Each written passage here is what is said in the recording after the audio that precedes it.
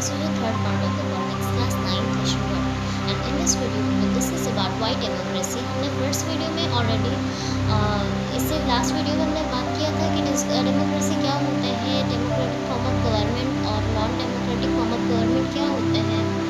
तो इस वीडियो में हम लोग डेमोक्रेसी से संबंधित अच्छी और बुरी दोनों बातें पढ़ेंगे। ओके, तो चलिए हम लोग ये जान लेते हैं कि कौन सी बातें डेमोक्रेसी के अगेंस्ट है, कौन से उनके सपोर्ट में है। ठीक है, तो चलिए सबसे पहले हम लोग देख लेते हैं आर्गुमेंट्स अगेंस्ट डेमोक्रेसी की कौन सी चीज़ें हैं जो डेमोक्रेसी के अगेंस्ट बात करती हैं। पहला point, leader keep changing in democracy. सही भी है कि डेमोक्रेसी फॉर्म ऑफ गवर्नमेंट जो है इसमें हमेशा जो लीडर्स होते हैं वो हमेशा चेंजिंग फॉर्म होते हैं। इलेक्शन के प्रोसेस में 5 ईयर या 6 ईयर्स जैसा किसी भी कंट्री का जो टाइमिंग होता है उसके अकॉर्डिंग चेंज हो जाते हैं लीडर्स। इससे क्या होता है, उनकी गवर्नमेंट इंस्टेबिलिटी आ जाती है, मतलब स्टेबल नहीं होते हैं, है ना।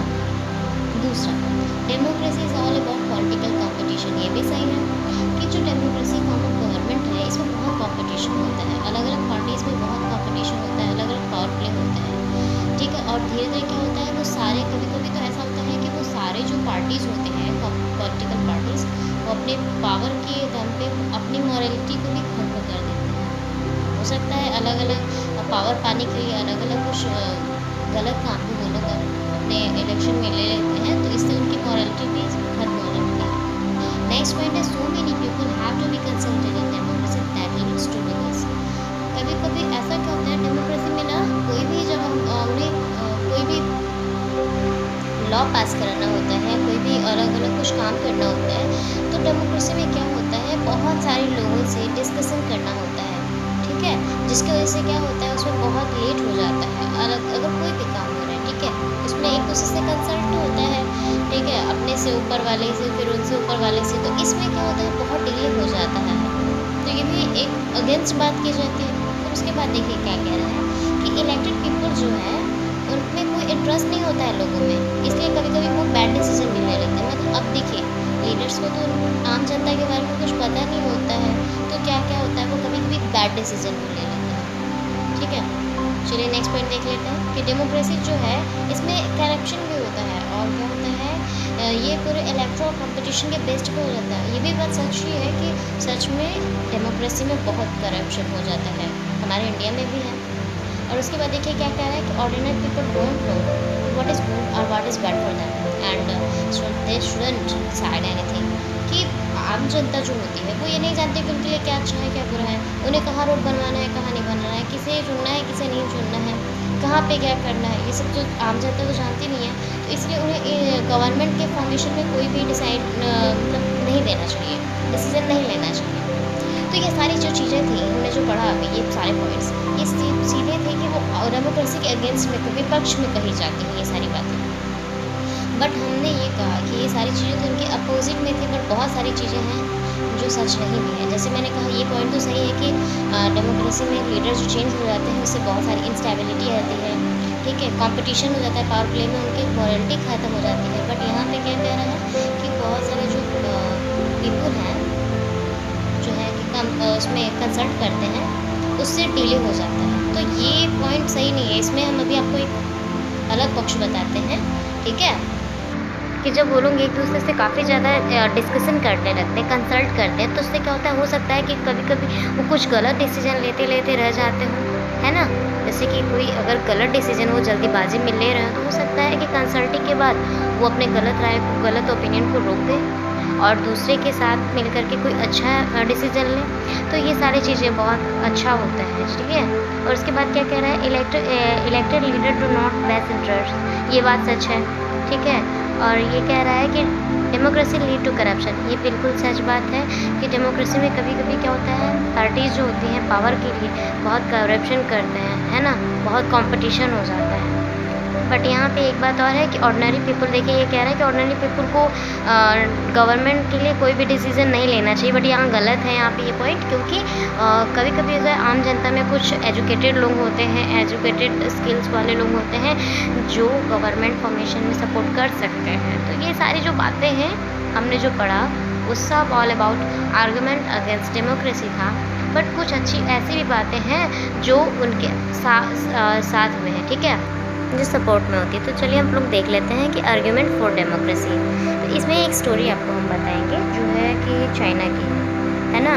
अब ये देखिए कि हमने ये बताया कि हर एक चीज़ में अच्छा बुरा दोनों इम्पैक्ट होता है। तो हम यहाँ पे ये जानेंगे कि डेमोक्रेसी जो है उसके सपोर्ट में क्या है। एक्चुअली चाइना में एक बार क्या होता है 1958 टू 1960 में बहुत बड़ा फैमाइन आता है। उस वक्त इंडिया में भी इसी तरह की कुछ प्रॉब्लम रहती है। बट होता क्या है कि चाइना की स्थिति इतनी बुरी होती है कि वहाँ पे इस फैमाइन से लगभग 3 करोड़ लोग मारे गए थे, ठीक है।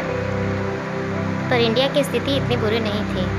एक्चुअली हमने आपको बताया था फीचर्स में कि इंडिया में जो गवर्नमेंट है सबसे अच्छा ये क्वालिटी है हमारा डेमोक्रेसी का कि जो यहाँ पे जो गवर्नमेंट है बहुत अकाउंटेबल है। मतलब गवर्नमेंट के अगेंस्ट पार्टी होती है, उनके अगेंस्ट बहुत सारे प्रेस वाले होते हैं, मीडिया होती है जो गवर्नमेंट के अगेंस्ट खड़ी हो सकती है। तो इसलिए यहाँ पे तो होता क्या था कि चाइना और इंडिया दोनों की स्थिति ख़राब थी। बट हुआ क्या, इस फेमिन से सबसे ज़्यादा बुरा इम्पैक्ट होता है सिर्फ चाइना में। रीज़न इंडिया में जो उनके अगेंस्ट जो पार्टीज़ थी, ठीक है, जो उनके अपोज में थी, वो सभी गवर्नमेंट के अगेंस्ट खड़े हो गए, ठीक है। उनसे शिकायत किया और बाद में क्या किया, उनकी गवर्नमेंट ने उनके लिए जो भी चीज़ें जो ज़रूरत की थी वो सभी प्रोवाइड कराया। बट चाइना में क्या था कि वहाँ पे नॉन डेमोक्रेटिक गवर्नमेंट है, जैसे चाइना है वैसे ही नॉर्थ कोरिया।